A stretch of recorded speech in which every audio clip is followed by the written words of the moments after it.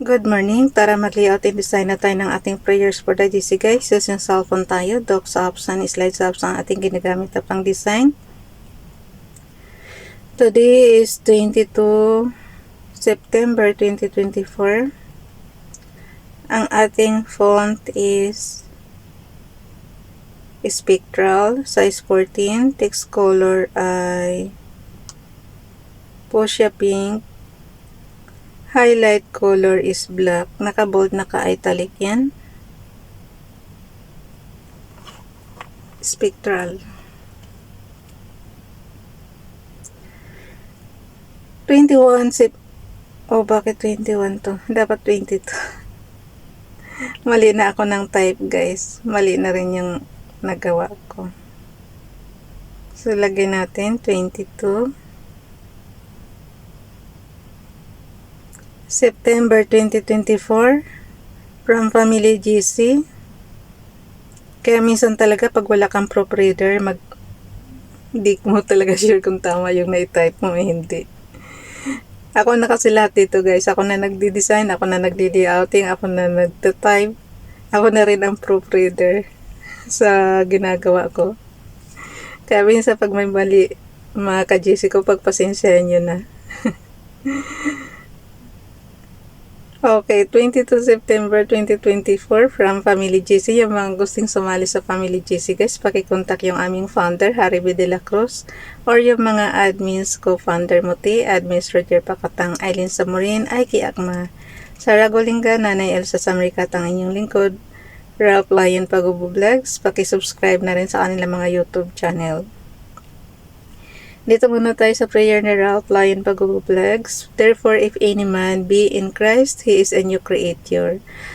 All things are passed away. Behold, all things are become new. 2 Corinthians chapter 5 verse 17. Kay Princess Dayan channel naman, pakisubscribe. Being justified freely by His grace through the redemption that is in Christ Jesus. Romans chapter 3 verse 24. Okay. Screenshot lang muna natin to, guys. Mali kasi ako kanina eh. Kita mo, isang character lang ang mali, lahat uulitin mo. Siyempre, na-screenshot ko yun kanina. Ibig sabihin, mali na yung na-screenshot ko. So, kailangan ulitin natin. Pati doon sa pati doon sa slides apps, ulitin na rin natin yan. So, screenshot lang natin, on and off button and volume button. Pagsabayin lang yan ng click. And then, punta na tayo sa ating gallery.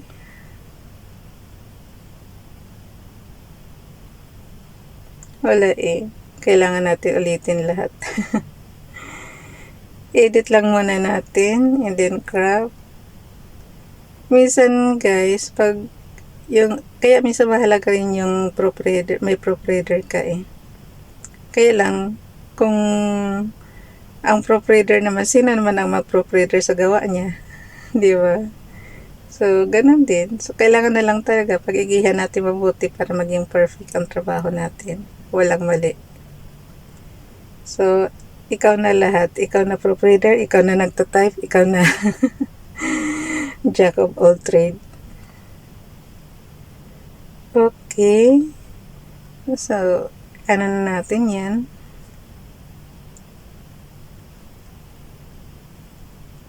Punta muna tayo dito sa slides apps. Basahin natin yung ating repost prayers. Tapos baguhin na rin natin yung nakalagay. So, delete lang. I-replace ko na lang siya, guys. So, click ko na lang siya. Tapos, replace na lang para automatic hindi na ako ayan, automatic pumatong na siya. O, diba? Ang bilis. Technique lang. Okay, screenshot na yan. Basahin ko na lang, ha. Repost prayers. Ito kay Onit Boy TV. Ito nung araw pa ito. Good morning all family members, goodness of God. Salamat kay Ginoo kay nakamata pami og nakaginhawa pa. Salamat kaayo sa imong kaayo kay wala mi mahimo. Gipasagdan kay makakaon pami og makatrabaho pa kay maayog yun ka sa tanang panahon. Salamat kaayo Ginoo. So Bisaya siya guys. Ibig sabihin nagpapasalamat lang siya na ginising pa siya ni Father God.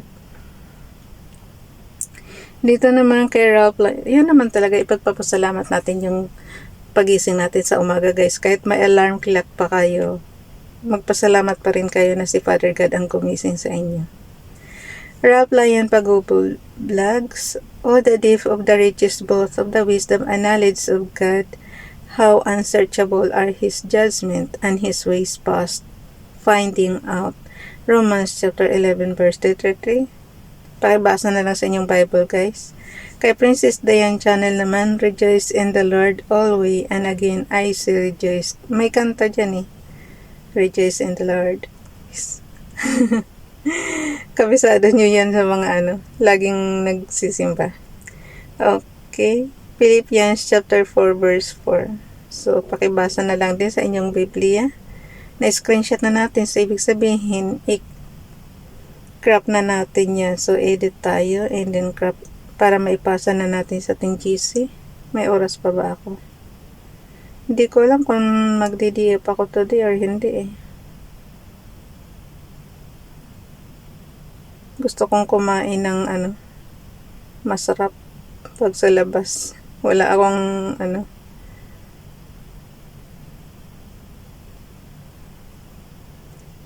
hindi kasi ako lumabas ng nabili ko lang istinapay lang, so kailangan nating bumili pa. Save na natin yan and then kaya nga tayo nagtatrabaho guys, huwag niyong tipirin ang sarili niyo. Kaya tayo nagtatrabaho para maging masunod natin yung gusto natin. Huwag niyong tipirin ang sarili niyo na pati pagkain niyo hindi kayo bibili. Napaka naman noon. Di ba? Masyado niyong tinitipid ang sarili niyo.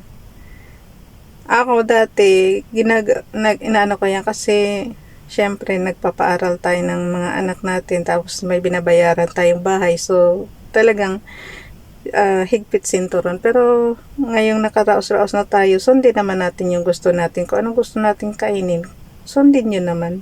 Ganun lang yung kasimple. Yung mga hindi mo nakakain nung nagtitipid ka pa, kainin mo na. Yung mga hindi mo nabibili nung nagtitipid ka pa, bilhin mo na. Yung kasi ang inaano nga pala ngayon, napanood ko si Sir GDB ba yun? Na yung inaano niya yung about 10% yung tamang katuruan sa 10% na tithes.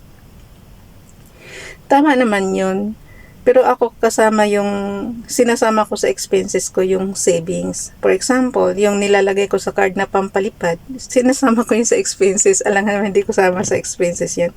Kasi ang pag ng may ibang nagtuturo na income, tithes, then savings.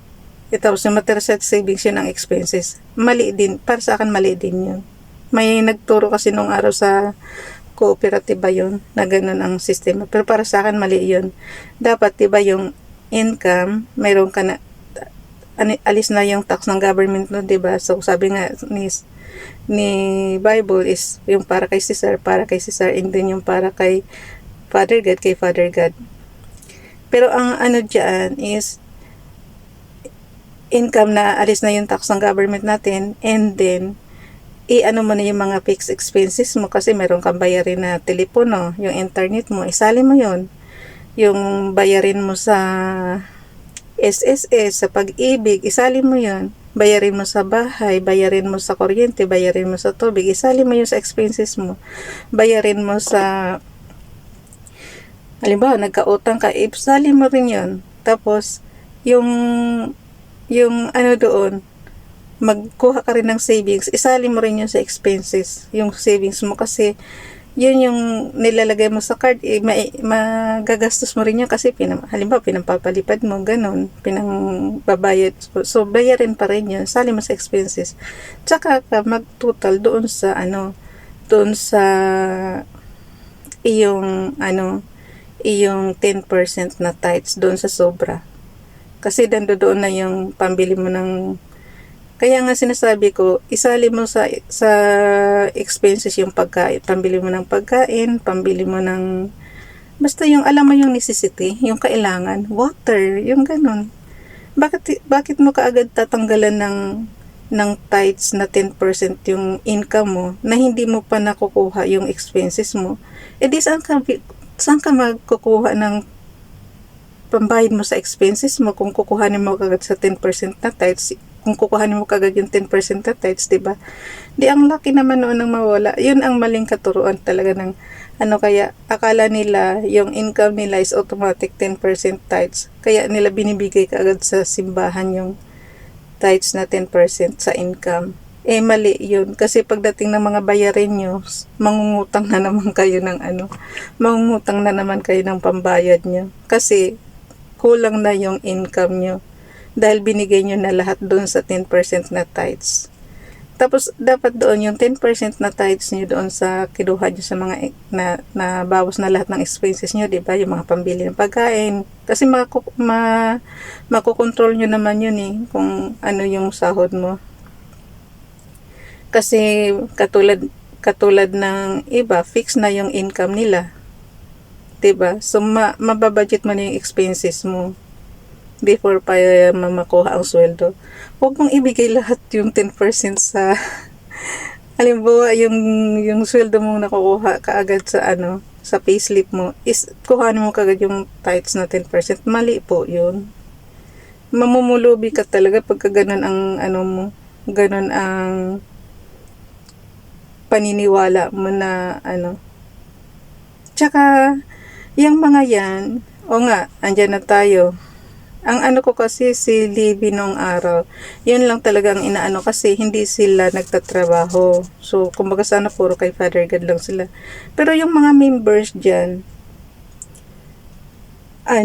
dapat magbigay din sila sa government na tax. Dapat i-tax din sila. Hindi, kasi ang gawain naman ng simbahan, iyon ang pinifreeze sa income tax. Pero yung mga nagtatrabaho dyan, may income yan, automatic.